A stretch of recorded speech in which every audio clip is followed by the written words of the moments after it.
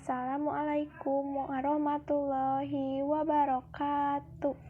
Perkenalkan, nama saya Nahla Elvira. Saya kelas 11 IPS 4. Saya akan mempresentasikan hasil tugas geografi tentang mitigasi bencana dan banjir. Mitigasi bencana.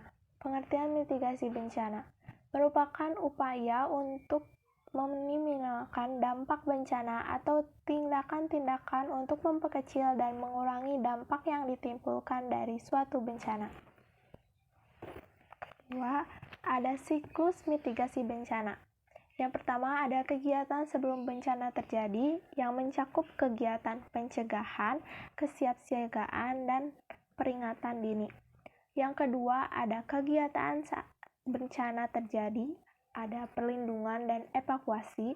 Yang ketiga, ada kegiatan tepat setelah bencana terjadi, ada pencarian dan penyelamatan. Yang keempat, kegiatan pasca bencana, ada pemulihan atau penyembuhan, dan ada perbaikan atau rehabilitasi.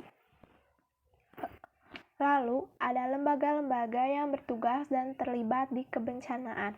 Yang pertama, ada Badan Nasional Penanggulangan Bencana atau BNPB. Yang kedua, ada Badan Nasional Pencarian dan Pertolongan atau Basarnas. Yang ketiga, ada Palang Merah Indonesia atau PMI. Dan yang keempat, ada Pusat Vulkanologi dan Mitigasi Bencana Geologi atau PVMBG. Banjir. Pengertian banjir. Banjir merupakan salah satu bencana alam di mana daratan tergenang oleh aliran air yang berlebihan. Banjir dapat dikatakan sebagai aliran yang tidak dapat tertampung lagi oleh sungai, aliran air, dan saluran irigasi lainnya. Biasanya, air banjir merupakan air yang berasal dari sungai atau hujan yang lebat yang terus-menerus sehingga mengakibatkan luapan.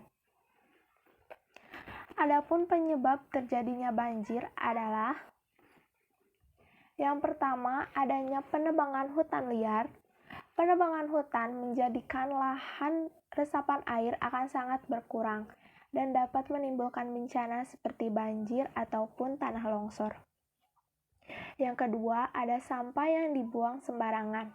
Sampah yang dibuang sembarangan, contohnya di sungai, akan dapat mengakibatkan mampetnya aliran air dan akibatnya air sungai akan meluap dan terjadilah banjir. Yang ketiga, ada pemukiman yang dibangun di bantaran kali.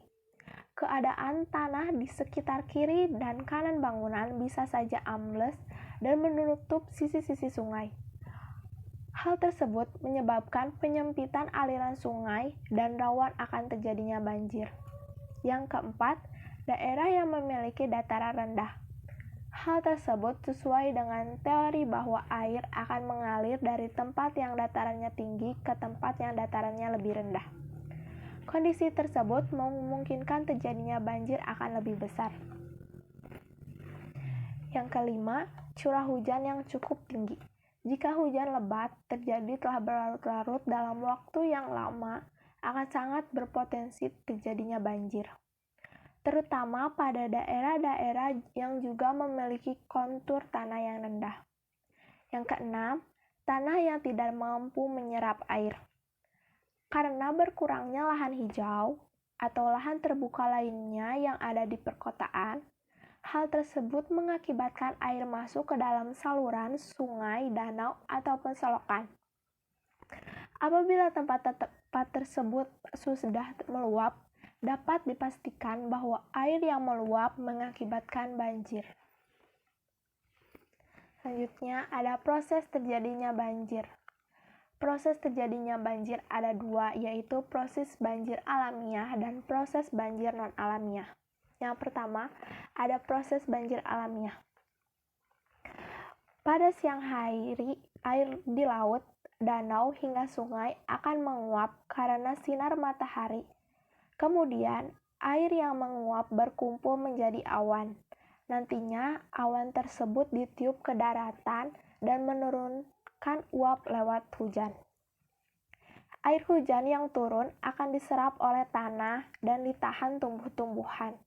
Kendati demikian, tanah dengan daya serap kecil biasanya tidak mampu menahan banyak air hujan, sehingga air hujan tersebut akan mengalir ke tempat rendah dan mengakibatkan terjadinya banjir. Itu proses banjir alamiah. Yang kedua, ada proses banjir non-alamiah. Proses banjir non-alamiah disebabkan oleh manusia, seperti membuang sampah sembarangan. Pembuang sampah secara sembarangan dapat membuat aliran air tersumbat. Jika dibiarkan, kondisi ini dapat membuang sampah dan air meluap, sehingga banjir akan terjadi. 3. Ada karakteristik banjir. Karakteristik banjir yang pertama datang dengan tiba-tiba. Biasanya datangnya air tiba-tiba dan ini langsung bersifat besar dan tidak perlahan-lahan, dan terjadilah banjir. Yang kedua, hujan lebat. Hujan yang terus-menerus dan tidak kunjung berhenti. Yang ketiga, ada durasi terjadinya banjir relatif singkat, dan yang keempat, ada membawa beberapa materialnya. Ciri khas yang menonjol dari banjir adalah memuat banyak sekali material, seperti batu, lumpur, kerikil, hingga pepohonan. Lalu ada dampak dari banjir. Yang pertama, ada kerusakan sarana dan prasarana. Yang kedua, melumpuhkan jalur transportasi. Yang ketiga, sulitnya air bersih. Yang keempat, aktivitas warga terhambat. Yang kelima, munculnya korban jiwa. Lalu, langkah-langkah mitigasi bencana banjir. Menjaga lingkungan sekitar, melaksanakan program tebang pilih dan reboisasi, yang hindari membuat rumah di pinggiran sungai, membuanglah sampah pada tempatnya, dan rajin membersihkan saluran air. Itu langkah-langkah. Lalu ada kejadian banjir di Indonesia.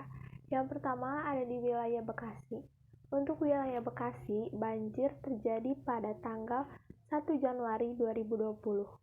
Data Badan Penanggulangan Bencana Daerah atau BPBD, Kota Bekasi mencatat ada 60 titik banjir dengan kedalaman sekitar 1 meter.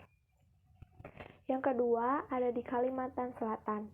Terjadi pada tanggal 9 hingga 13 Januari 2021, ada 120.284 kepala keluarga yang terdampak dan jumlah pengungsi mencapai 63.608 orang. Angka tersebut merupakan pengungsi yang tercatat di berbagai tempat pengungsian. Sekian presentasi saya, kurang lebihnya saya mohon maaf. Terima kasih. Assalamualaikum warahmatullahi wabarakatuh.